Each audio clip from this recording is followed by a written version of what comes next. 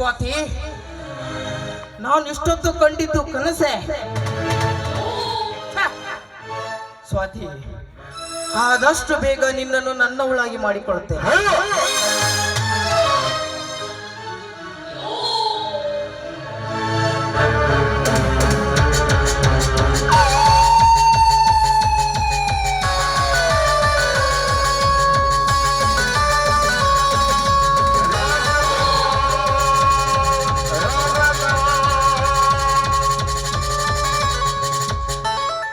ಓಹೋ, ಯಾವುದೋ ಒಂದು ನಾರಿ ಪುಷ್ಪ ಹೊತ್ತಿ ಈ ಕಡೆಗೆ ಬರುತ್ತಾ ಇದೆಯಲ್ಲ.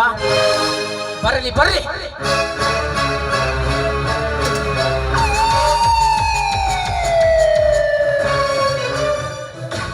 ಅಣ್ಣ, ಸ್ವಲ್ಪ ದಾರಿ ಬಿಡಿ, ನಾನು ಹೋಗಬೇಕು. ಅಣ್ಣ,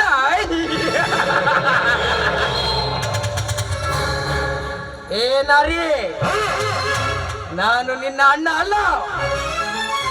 ನಿನ್ನ ಸೌಂದರ್ಯವನ್ನು ಸವಿಯಬೇಕೆಂದು ಹಾರಿ ಬಂದ ರಣಹದ್ದು ನಾನು. ಏ ಮಿಸ್ಟರ್, ಯಾರು ನೀನು? ನನ್ನ ಪಾಡಿಗೆ ನಾನು ಹೊರಟು ನಿಂತಿದ್ದೆ, ನನ್ನನ್ನು ಅಡ್ಡಗಟ್ಟಿ ನನಗೆ ಬಾಯಿಗೆ ಬಂದಂತೆ ಮಾತನಾಡ್ತಿರುವೆಲ್ಲ. ಹೇ ಚಿನ್ನ, ಈ ನಿನ್ನ ಸೌಂದರ್ಯವನ್ನು ಸವಿಯಬೇಕೆಂದು ಸಜ್ಜಾಗಿ ನಿಂತ ರಸಿಕ ವರ್ಮ, ಈ ಮಯೂರ ವರ್ಮ, ಒಂದು ಮಾತು ಹೇಳ್ತೇನೆ, ಕೇಳಿಸ್ಕೋ. ಈ ನಿನ್ನ ರೂಪ ಲಾವಣಕ್ಕೆ ಬೆಂದು ಬೆರಗಾಗಿದ್ದೇನೆ. ನೀನಾಗಿ ನೀನು ಬಂದು ನನ್ನನ್ನು ಆತ್ಮವನ್ನು ಸಂತೃಪ್ತಿಗೊಳಿಸುವ. ಲೋ ಪಾಪಿ, ನಾನು ನಿನ್ನ ದೇಹವನ್ನು ಸಂತೃಪ್ತಿಗೊಳಿಸಬೇಕೆ? ನೀನು ತಿಳಿದುಕೊಂಡಿರುವ ಸೂಳೆ ಅಲ್ಲ. ನಿಮ್ಮತ್ತ ಕಾಮದ ತುಂಬಿದ ಮದಗಳನ್ನು ಮಟ್ಟ ಹಾಕಲು ಬಂದ ಮಹಿಳೆ ನಾನು. ಮಹಿಳೆ? ಲೇ ಸ್ವಾತಿ, ನಿನ್ನಂತ ಮಹಿಳೆಯರನ್ನು ಮಟ್ಟ ಹಾಕಲು ಬಂದ ಈ ಖತರ್ನಾಕ್ ಮಯೂರ ವರ್ಮ, ನೀನೇನು ಮಟ್ಟ ಹಾಕ್ತೇನೆ ಬಣ್ಣದ ಬೋರಂಗಿ? ಲೋ ಚಾಂಡಲ, ಒಂಟಿ ಹೆಣ್ಣು ಸಿಕ್ಕಿದೆ ಎಂದು ಬೋರಂಗಿ ಎಂದು ಉಚ್ಚರಿಸಬೇಡ. ಈ ವಿಷಯ ಏನಾದ್ರೂ ನನ್ನ ಮಧ್ಯಗತನಿಗೆ ಗೊತ್ತಾದ್ರೆ ನಿನ್ನನ್ನು ಜೀವ ಸಹಿತ ಉಳಿಸುವುದಿಲ್ಲ, ಎಚ್ಚರ. ಜೀವ ಸಹಿತ ಉಳಿಸುವುದಿಲ್ಲ? ಅದ್ಯಾವನ ಮದಗಜನೆ ನನ್ನ ಜೀವ ತೆಗೆಯುವ ಬಚ್ಚಾನನ ಮಗ. ಲೋ ಹೊರ್ಕಿ, ಅವನು ಬಚ್ಚ ಅಲ್ಲ. ನಿಮ್ಮಂತ ಬದ್ಲುಚ್ಚಗಳನ್ನು ಕೊಚ್ಚಿ ಹಾಕಲು ಬಂದಿರುವ ಈ ಕಾಡಿನ ರಾಜ ನನ್ನ ಅಣ್ಣ, ಅವನ ತಂಗಿನ. ಕಾಡಿನ ರಾಜ? ಲೇ ಅನನ್ಯ, ನೀನೊಬ್ಬಳೆ ಬಂದು ನನ್ನ ಚಕ್ರವ್ಯೂಹದೊಳಗೆ ಸಿಕ್ಕಾಕೊಂಡಿದ್ದೀಯಾ. ತಾಕತ್ತಿದ್ರೆ ಬಂದು ಬಿಡಿಸ್ಕೊಂಡು ಹೋಗು ಅಂತ ಹೇಳುವ ಆ ನಿನ್ನ ಕಾಡಿನ ರಾಜನಿಗೆ. ಏ, ನನ್ನನ್ನು ಬಂದು ಕಾಪಾಡಿಕೊಂಡು ನಿನ್ನನ್ನು ಕೊಂದು ಹಾಕುತ್ತಾನೆ. ಈ ಅಣ್ಣನ ನುಡಿದಂತೆ ನಿಜವಾಗುತ್ತದೆ. ಅನನ್ಯ, ಲೇ ಅನನ್ಯ, ಅವನು ಬರುವುದರೊಳಗೆ ನಿನ್ನ ವಸ್ತ್ರಾವರಣವನ್ನು ಬಿಚ್ಚಿ ತೆರೆಯಿಂದ ಎಳೆದುಕೊಂಡೋಗಿ ನಿನ್ನ ಶೀಲವನ್ನು ಅನುಭವಿಸುತ್ತೇನೆ. ಬಾರಲೇ ಬಾ. ಏ ರವಿವರ್ಮ, ನೋಡು, ನಾನು ನೀತಿಯಿಂದ ಬಾಳುವ ಹೆಣ್ಣು. ನೀನು ನನ್ನ ಶೀಲವನ್ನು ಸುಟ್ಟು ಹಾಕಲು ಬಂದರೆ ನೀನು ತಿಳಿದುಕೊಂಡಿರುವ ಹಾಗೆ ನಾನು ಸಾವು ಬಂದರೂ ಸೆರಗು ಹಾಸಲಾರೆ. ಗರತಿಯಾಗಿ ಬಾಳುತ್ತೀನಿ, ಗರತಿಯಾಗಿ ಸಾಯುತ್ತೀನಿ. ಬಿಟ್ಟುಕೋ. ಸಾವು ಬಂದರೂ ಸೆರಗು ಹಾಸಲಾರಳಂತೆ. ಕಣ್ಣಿಟ್ಟ ಹೆಣ್ಣನ್ನು ಸತ್ತು ಮೇಲೂ ಮುತ್ತು ಕೊಟ್ಟು ತೃಪ್ತಿ ಪಡುವ ಕೆಟ್ಟ ಗಂಡು ಜಾತಿ ಕಣೆ ನಂದು. ಗರತಿಯಾಗಿಯೇ ಬಾಳ್ತಾಳಂತೆ, ಗರತಿಯಾಗಿಯೇ ಸಾಯ್ತಾಳಂತೆ. ಇದು ಕಲಿಯುಗ ಐತಿ. ಕಟ್ಟಿಕೊಂಡ ಗಂಡನ ಕಣ್ಣಲ್ಲಿ ಮಣ್ಣಿರಿಸಿ ಇಟ್ಟಕೊಂಡ ಉಪಪತಿಗೆ ಕದ್ದು ಸುಖ ನೀಡಿ ಬಂದು ಯಾರೂ ಅರಿಯದ ಮುಗ್ಧ ಪತಿರಾಯನ ಎದುರು ತಲೆ ತುಂಬ ಸೆರಗು ಒಡ್ಡಿ ಸೋಗು ಮಾಡುವ ಸೋಗು ಲಾಡಿಗಳ ತುಂಬ್ಯಾರ ಕಳೆ ಈ ಸಮಾಜದಾಗ.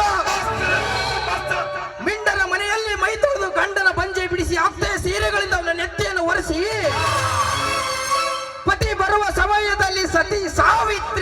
ಸೋಗು ಮಾಡುವ ಸೋಗು ಲಾಡಿಗಳ ತುಂಬ್ಯಾರ್ಲೇ ಈ ಸಮಾಜದಾಗ. ಏನಂತಲೋ ಬಂಡಗೆಟ್ಟ ನನ್ನ ಮಗನೇ, ಸತಿ ಸಾವಿತ್ರಿ ಇರುವುದರಿಂದಲೇ ಈ ಸಮಾಜ ಉಳಿದದ್ದು. ನಿಮ್ಮಂತ ಲುಚ್ಚಾಗಳನ್ನು ಕೊಚ್ಚಿ ಹಾಕಿದಾಗಲೇ ನಮ್ಮಂತ ಹೆಣ್ಮಕ್ಳಿಗೆ ನೆಲೆ ಸಿಗೋದು. ಏನಂದೆ ನೀವು ಜೀವಂತವಾದ ಸಹಿಸಿದ್ದೀರ ನಡೋ. ನಿಮ್ಮಂತ ಲುಚ್ಚಾಗಳು ಇರೋದ್ರಿಂದಲೇ ಹೆಣ್ಣು ಮಕ್ಕಳು ದಾರಿ ತಪ್ಪಿದ್ದು. ನಿಯತ್ತಿನಿಂದ ಹೆಂಡತಿ ಮನೆಯಲ್ಲಿದ್ದರು ಮತ್ತೊಬ್ಬಳ ತೋಳದಕ್ಕೆಲ್ಲಿ ಮಲಗೋ ನಿಮ್ಮಂತ ಲುಚ್ಚ ಸುಳ ಮಕ್ಕಳು ಎಷ್ಟಿಲ್ಲ ಈ ಸಮಾಜದಲ್ಲಿ. ನಿನಗೇನು ಗೊತ್ತಾ ಸಮಾಜದ ಬಗ್ಗೆ?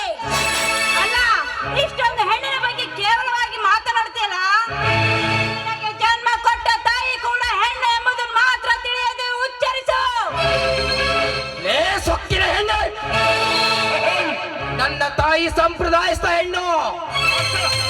ನನ್ನ ತಾಯಿಯನ್ನು ನೋಡಿದರೆ, ಕನ್ನಡ ಭುವನೇಶ್ವರಿ ತಾಯಿಯನ್ನು ನೋಡಿದರೆ, ನಿನ್ನನ್ನು ನೋಡಿದರೆ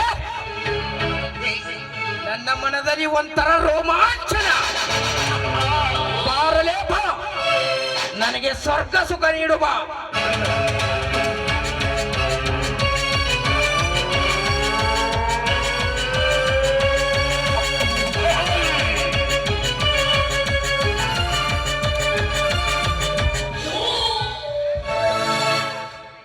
ಏ ಮಯೂರವರ್ಮ,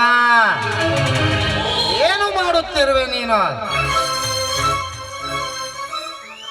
ದೇವರಾಗಿ ಬಂದು ನನ್ನ ಶೀಲವನ್ನು ಕಾಪಾಡಿದ ನಿಮಗೆ ನಾನು ಸಾಯುವವರೆಗೂ ಈ ನಿಮ್ಮ ಉಪಕಾರವನ್ನು ಮರೆಯುವುದಿಲ್ಲ. ಉಪಕಾರ?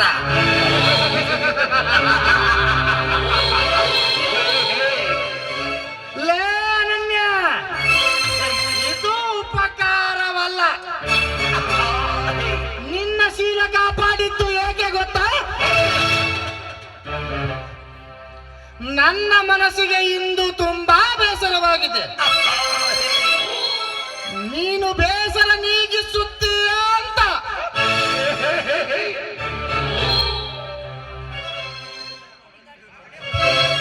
ನರಸಿಂಹ, ಸರಿಯಾದ ಸಮಯಕ್ಕೆ ಬಂದೆಪ್ಪ. ಇಬ್ಬರು ಸೇರಿ ಹಂಚಿಕೊಂಡು ಇವಳ ಶೀಲವನ್ನು ಅನುಭವಿಸೋಣ. ಲೋ ರಾಕ್ಷಸರ, ನೀವೇನು ಮನುಷ್ಯರ ಇಲ್ಲ ನಾಯಿಗಳ? ಒಂಟಿ ಹೆಣ್ಣಿನ ಮೇಲೆ ತೋರಿಸುವುದಲ್ಲ ನಿಮ್ಮ ದಬ್ಬಾಳಿಕೆ. ಈ ನಿಮ್ಮ ಗಂಡಸ್ತನ ನಮ್ಮ ಅಣ್ಣನ ಹತ್ರ ತೋರಿಸ್ರಿ. ರಾಕ್ಷಸರ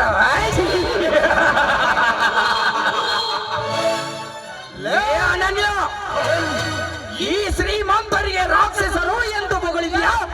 ಏಸಿ ಎಣ್ಣೆ, ನಾವು ಸೈಲೆಂಟ್ ಆಗಿದ್ರೆ ಮಾತ್ರ ಮಾನವರು. ಒಂದು ವೇಳೆ ತಲೆಗೆಟ್ಟು ನಿಂತ್ರೆ ರಣಹದ್ದುಗಳ.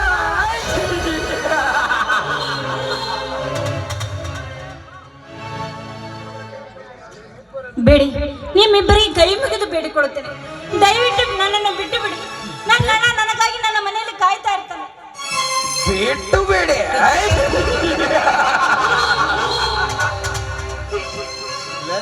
ಅನನ್ಯ, ನಮಗೆ ಸುಖವನ್ನು ನೀಡುವ. ಬಿಟ್ಟು